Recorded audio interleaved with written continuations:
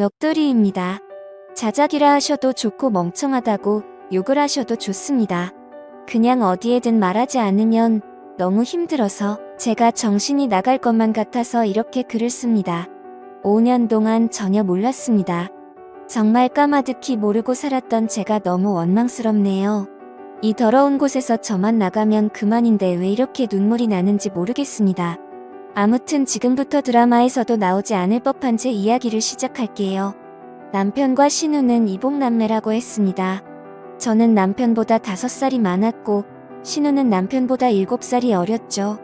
남편의 친엄마는 남편이 어릴 때 돌아가셨고 새어머니를 평생 엄마처럼 여기며 살았다고 하더라고요. 그리고 그 새어머니와 친아버지 사이에서 태어난 신우가 있었는데 나이 차이가 많아서 그런지 남편은 살뜰하게 신우를 살폈고 신우는 저랑 나이 차이가 많이 나서 그런지 약간의 어린 행동을 하는 것 외에는 그저 무난무탈한 신우였습니다. 아무튼 신우가 18살 되던 해에 새어머니도 돌아가시게 됐고 건축업을 하시는 아버지는 지방에서 공사가 많아서 한 달에 2~3번 집에 오시고는 했었다고 하더군요. 가끔 도우미 아줌마를 부르기도 하고 남편하고 신우가 청소랑 밥을 해먹으면서 서로 챙기며 살아가던 시절에 저는 남편을 만나서 연애를 했죠. 그때 신우의 나이는 20살이었고 남편의 나이는 27 그리고 저는 32의 나이였습니다. 32살인 저는 27에 남자친구가 나와 결혼해주지 않을까 봐서 전전긍긍했고 어린 신우가 시집을 갈 때까지 같이 살면서 보살펴주기로 하는 조건을 걸고 제 나이 34세 결혼을 했네요. 신우는 크게 모나지 않고 성격이 무탈한 편이었고 자기 일은 자기가 스스로 하는 편이라 크게 부딪힐 일이 없었습니다. 집은 아버님 명의로 된 45평짜리 아파트였고 여전히 아버님은 한 달에 2~3번만 오셔서는 하루 정도 같이 놀고 먹고 자고는 일 때문에 지방으로 가시곤 하셨죠. 29의 남편은 제 남편이라서가 아니라 누가 보더라도 훈훈한 외모의 능력도 매너도 좋은 남자였습니다. 하지만 그에 비해 저는 그냥 평범한 사람이었고 그나마 내세울 수 있는 건 제 나이에서 3살 정도 어려 보이는 그냥 조금 동안의 평범한 외모입니다. 그래서 그런지 잘난 남편이 불안해서 남편과 연애를 하던 시절부터 항상 외모에 신경을 쓰고 살았고 집안일도 사회생활도 모든 면에서 부족함 없이 완벽한 아내가 되기 위해 무던히도 노력해왔죠. 다행스럽게도 남편은 출장 외에 특별히 술을 먹거나 늦는 일이 없더라고요.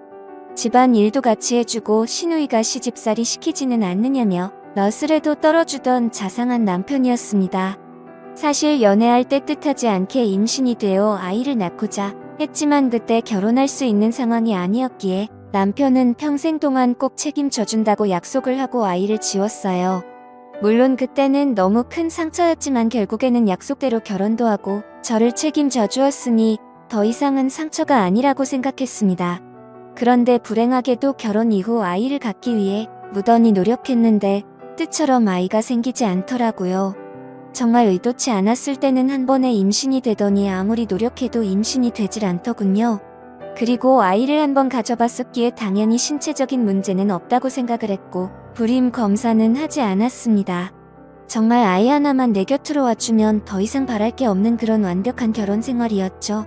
남편은 신우를 살뜰히 챙겼지만 내 눈에 이상해 보이지 않을 정도였고 정말 단 한 번도 신우와 남편의 사이를 이상하다고 생각해 본 적조차 없었습니다.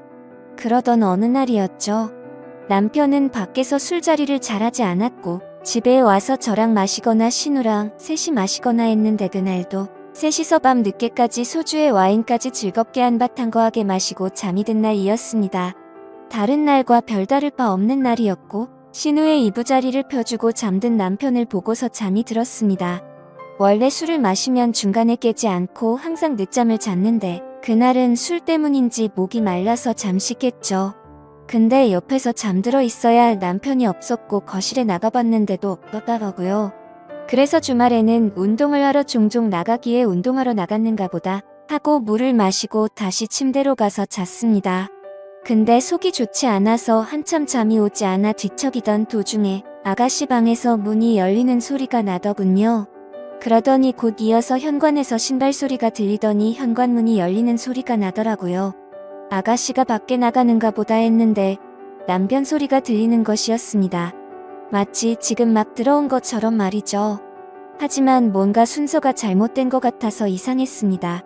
밖에서 들어오는 거면 현관문이 열리고 신발 소리가 들려야 맞는 건데 신발 소리가 들리고 현관문 소리가 들렸는데 밖으로 나간 사람은 없었죠.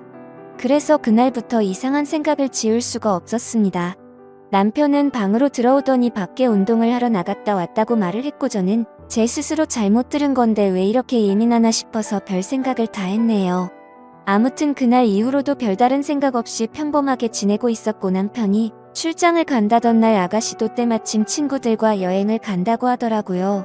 그래서 저도 오랜만에 혼자 있는 시간을 만끽하며 휴식을 즐기고 있었습니다. 그런데 그때 때마침 친구에게서 전화가 왔죠. 이태원에서 저와 제 남편을 봤다면서 저를 따라오다가 사람들이 붐벼서 놓쳤다며 지금 어디로 갔냐고 하더군요. 그래서 나는 집에 있고 남편은 출장을 갔다고 말을 해줬습니다. 하지만 나중에 알고 보니 그때 그 당시 남편은 이태원에 있었던 게 맞았고 친구는 남편 옆에 있는 여자를 당연히 저라고 생각을 했었던 거죠. 왜냐하면 시누이도 나와 같은 갈색 머리에 긴 생머리였고 체형도 비슷했으니깐요. 며칠 뒤 남편이 출장이 끝나고 돌아오는 날이었습니다. 저는 아버지께서 입원했다는 소식에 남편에게 전화를 걸어 병원에 가 있어야겠다고 말을 했고 남편은 집에 들렀다가 곧바로 병원으로 온다고 해서 저는 서둘러서 병원으로 갔습니다. 걱정과 달리 다행히도 아버지는 아주 가벼운 부상을 당한 거였고 어머니가 유난을 떠신 거라서 대충 수습을 하고 집으로 돌아갔죠. 남편은 아직까지 집으로 돌아오지 않은 상태였었고 드레스룸에서 옷을 내려놓고 있는데 남편이 들어오는 소리가 들리더라고요. 저는 순간적으로 반가운 마음에 깜짝 놀래켜주고 싶었죠. 그래서 드레스룸 불을 끄고 남편이 거실로 오길 기다렸는데 소리를 들어보니 남편 혼자가 아니더라고요. 순간적으로 저는 옷장으로 몸을 숨기게 되었고 남편은 집안 곳곳방을 하나하나 열어보며 제가 없음을 확인하는 것 같더라고요. 그러더니 소파에 앉는 소리가 들렸고 두 사람의 대화 소리가 들리는데 정말이지 저는 악몽을 꾸는 것 같았습니다. 이태원의 그 맛집은 과대평가가 됐다면서 이번에 갔던 여행은 너무 즐겁긴 했는데 혹시나 언니가 의심하진 않을까? 이런 소리가 들리더라고요. 그러자 남편은 그 여자 미련해서 모른다면서 무슨 일 생기면 자신이 다 책임질 테니 걱정 말라고 하더군요. 너무 억울하고 화가 나서 눈물이 났고 도저히 참을 수 없는 분노에 이성의 끈을 놓아버린 저는 문을 열고 거실로 나갔습니다. 그러자 남편과 신우는 깜짝 놀라서 저를 쳐다보는데 정말 짐승이 따로 없는 것 같았습니다. 저는 남편의 멱살을 잡고 어떻게 된 거냐고 소리를 질러댔고 저를 뿌리치더니 그 둘은 아무 말 없이 집을 나가더군요. 그날 이후로 이틀 동안 그 둘은 돌아오지 않았고 제 연락도 받지를 않았습니다.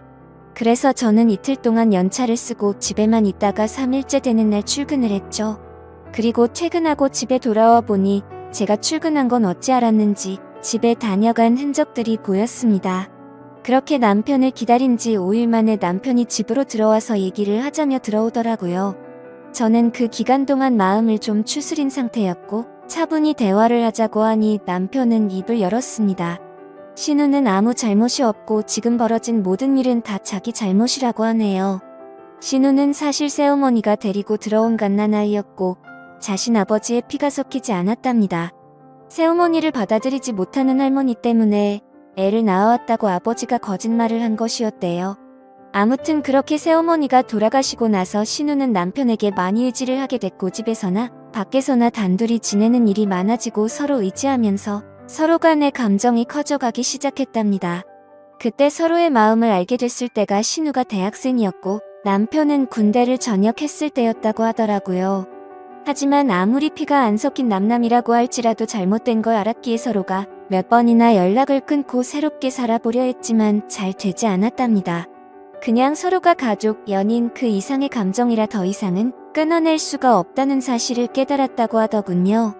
저랑 연애하는 기간에는 물론이고 결혼하고 나서도 두 사람은 저를 속여왔다고 다 털어놓았습니다. 신우가 간혹 생겼다던 남친도 다 거짓말이었고 단지 제 눈을 피하기 위한 일종의 작전이었던 거죠. 신우의 철없는 행동으로 혹시나 내 의심을 살까봐 남편이 그동안 케어한 것까지 전부 말을 하더군요. 그리고 남편은 혹시나 하는 마음에 정관수술까지 했답니다. 제가 아이를 가지면 신우가 질투에 눈이 멀어서 무슨 일이 벌어질까봐 그랬답니다. 정말 남편이 진실되게 하는 말을 들으면서도 이게 꿈인지 진짜인지 믿을 수가 없겠더라고요. 순순히 자기 입으로 시인을 했지만 간통죄가 없어졌으니 이 둘을 감옥으로 보낼 수도 없는 노릇이었습니다. 이혼 소송을 해서 재산이라도 뺏어보려 했지만 변호사와 상담을 해보니 어차피 둘이 결혼해서 같이 모은 돈 반 나누는 거 외에는 이자료 1,000만 원에서 3,000만 원 정도 받을 수 있을 거라고 하더라고요. 그런데 남편이 1억을 주겠다며 괜히 남들 입에 오르내리지 않게 소송은 하지 말고 조용히 협의 이혼을 하자더군요. 같이 모은 돈도 전부 저를 주고 위자료로 1억을 주겠답니다.